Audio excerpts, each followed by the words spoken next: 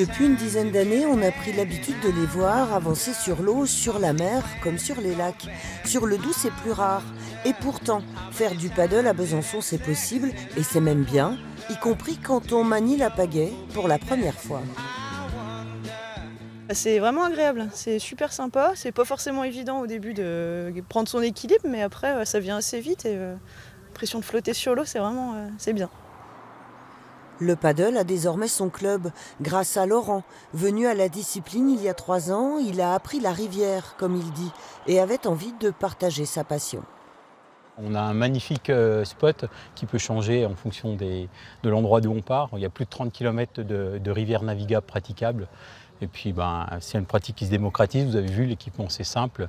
Ça tient dans un sac à dos, une pagaie, 2 parties, et hop, on gonfle et on profite du spot. Ok, donc là, tu as déplié le paddle du sac, impeccable. On vérifie s'il est bien. Il est loin, bien le temps où les planches étaient taillées dans des troncs d'arbres pour explorer les lagons polynésiens. Désormais, le paddle est gonflable et s'achète un peu partout. Lise vient de craquer, première mise à l'eau. Il n'y a pas d'appréhension, mais je sais que je vais certainement avoir l'air ridicule, mais c'est pas grave, ça ne tue pas a priori, donc voilà.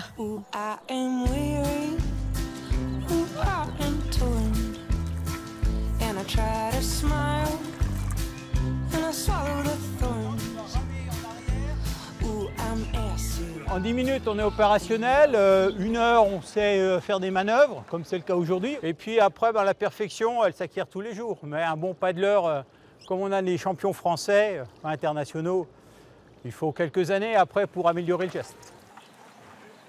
Premières impressions, un peu mouillées. Oui, un petit peu mouillé, effectivement.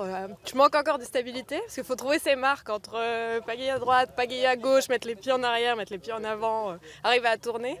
Mais voilà, on finira par s'en sortir. Hein. Dans les années 50, à Hawaï ou en Californie, on utilisait le paddle pour encadrer les surfeurs ou surveiller les baigneurs. Oui, on voit mieux quand on est debout. Sur le Doubs en 2018, le paddle, ça permet juste de randonner autrement. C'est une vraie joie, c'est la pleine nature et le silence. Le silence rigole aussi, hein, mais c'est calme, ça déstresse. Enfin, moi qui ai un boulot un peu speed comme ça, je suis contente de faire du paddle pour ça. Je reviens zen. J'ai fait un petit passage au Mexique et j'ai essayé le surf. Et en revenant en France, pour surfer en Franche-Comté, c'est un peu compliqué. Alors c'était la chose qui m'a la plus proche, et surtout pour travailler l'équilibre. Donc je me suis dit, je vais acheter un paddle. Et c'est venu comme ça en fait. En rivière, la discipline est en plein essor. Doubs Paddle est passé en un an de 15 à 61 adhérents et compte bien grandir encore.